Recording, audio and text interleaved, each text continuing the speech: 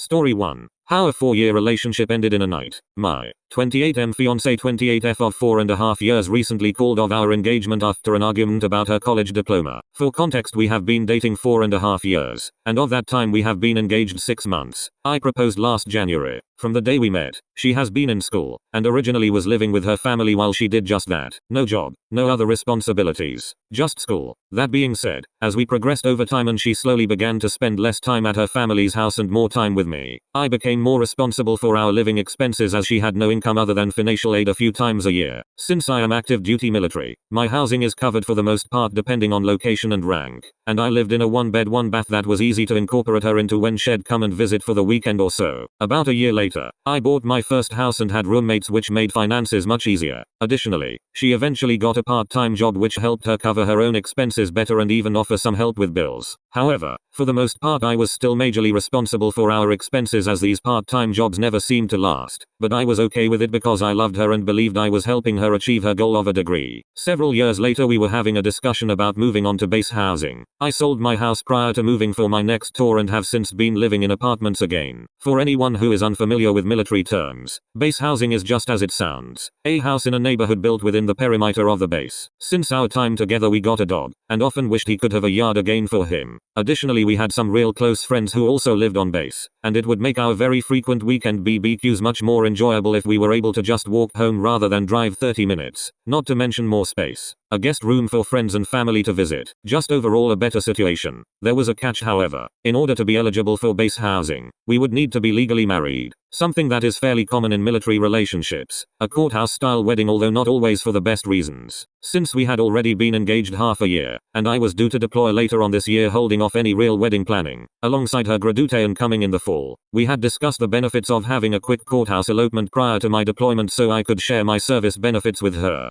healthcare, family services, etc. And a huge plus was the pay raise, about 1K extra a month, that we had talked about saving and using for our actual wedding whenever we decided what we wanted to do. This wasn't the only time I had brought up progressing this way, as the benefits IMO greatly outweighed any risks. We had plenty of dialogue in the past as well that led me to believe she felt the same way, and in fact wanted to be official just as much as I did. Aside from all the things discussed above, I brought it up casually as I usually would. A co-worker had just told me about some openings in some of the nicer houses on base. I told her about them and she was very interested. I then went on to remind her that in order for us to apply, we would first need to be legally married. For the most part I was the only one who ever brought this up, and it never really bothered me because up to this point I had no reason to believe she wanted anything different. Instead of seeming excited and willing to move forward, she began to complain about things like our marriage certificate being from a state she doesn't like, saying she'd now rather wait until we could go somewhere exotic and out of the country. This isn't something I was completely against, but it would defeat the purpose of all the reasons and benefits we had been discussing previously. I tried to reason with her, but I'll have to admit I was hurt. I was 100% willing to make this official and marry my best friend. Benefits aside, I had partially hoped she'd match my energy there. Frustrated and confused, I began to seek answers. I wanted to know why I was openly 100% committed, and it felt like I wasn't getting the same in return. I began to ask for reasons or explanations on why I was feeling this way, and if there was something I was missing that may be holding her back. I remember specifically asking about school, because it was made clear in the very beginning of our relationship that school was above all the most important thing to her. To be clear, I also supported this. So much to the point where if she needed books and couldn't afford them, I ordered them for her. Her school was 100% online, so I was paying monthly for absolute screaming internet for her. I would work full days and come home and prepare dinner, grocery shop,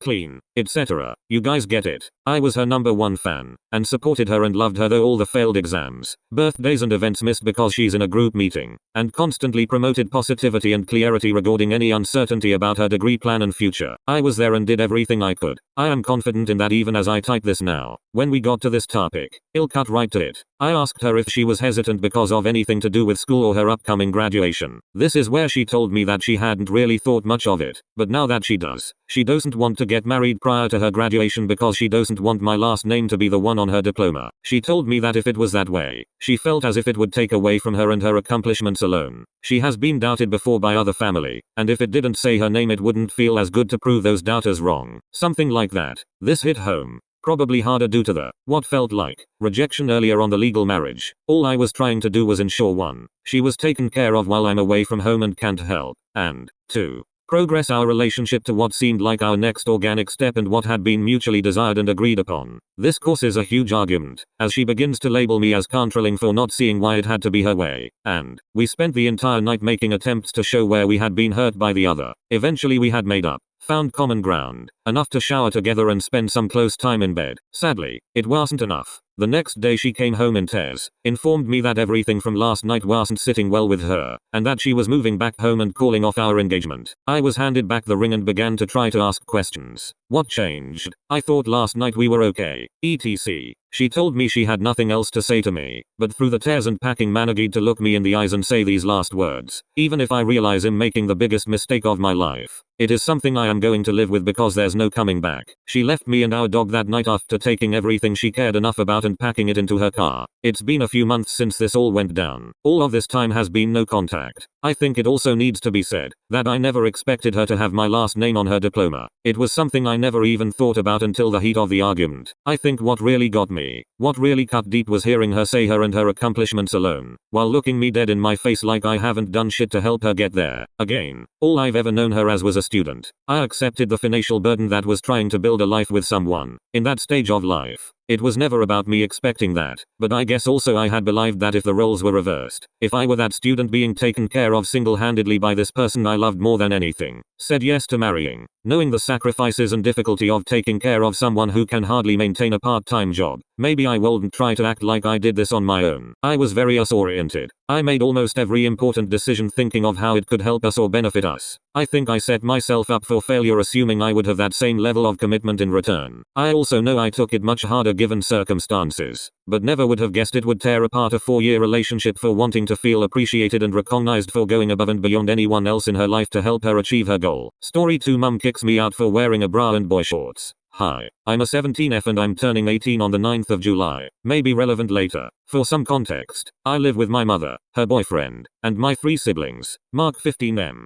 James, 8M, and Lily, 2F. I live in Indiana, so the weather gets really hot here due to the humidity. My parents don't like to put on too much air conditioning because we live in a decent sized house and they are cheap. So naturally, it gets really hot upstairs, where my and my 2 brothers' bedrooms are. Because of this, sometimes, if I'm sitting in my bedroom, I will chill in only a sports bra and my underwear, usually boy shorts or normal underwear, never thongs or anything like that. I do not have a bedroom door as my mom's boyfriend took it off after I called them abusive and slammed it while they were badmouthing my dead father, but that's another story for another time. Although I do not have a door, my room is in an L shape at the end of the hallway so you cannot see into my room at all. I often sit at my desk in my closet to work on my schoolwork as I am a summer college student, and there is a door to my closet that I often crack, but not latch in case I am called for. Well, just now I was sitting in my closet working on schoolwork when my mother called for me. I tell her to give me a second because I am in a bra and underwear and that I need to put on clothes. It takes me a second because they are kicking me out on my 18th birthday and most of my clothes are packed up.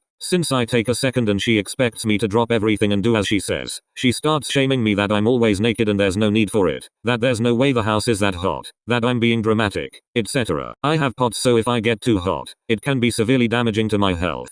Once I go downstairs, she still gives me flack for having to put on clothes, and I tell her that I'm not exposing myself, that I'm in the privacy of my own bedroom, and that it gets really hot up there. Her and her BF never ever come upstairs, so they wouldn't know. Her boyfriend pipes up that I don't pay the mortgage and that it's actually their bedroom and that if I were in there, I would need to have clothes on. He yells at me and asks me if I pay the mortgage. I don't respond, and my mum gets in my face and tells me I am being spoken to and I need to respond. I snapped and told them I am going to be in my bra and underwear as long as I am in my own bedroom, that you cannot see me, and that I am doing nothing wrong. My mum says that I'm such a B and I say you've been telling me that for 18 years. I think I get it by now. She has had a problem with calling me names whenever I do anything since I was a child. Well, now I'm wondering if I'm the asshole for being in a bra and underwear in my own bedroom. Am I the asshole? Story 3. What's the most ridiculous thing you've ever been through? I'm all about absurd humor and hearing people's crazy stories. Elver had my fair share too. Like this one time at work, when I was trading stocks, my buddy got a call from this elderly lady. She was totally convinced he was her grandson, even though he kept saying he wasn't. She was giving him a hard time, asking why he hadn't come home yet. It went on for a good 5 minutes until he finally gave in, said he'd come home, and hung up. I couldn't stop laughing. Story 4.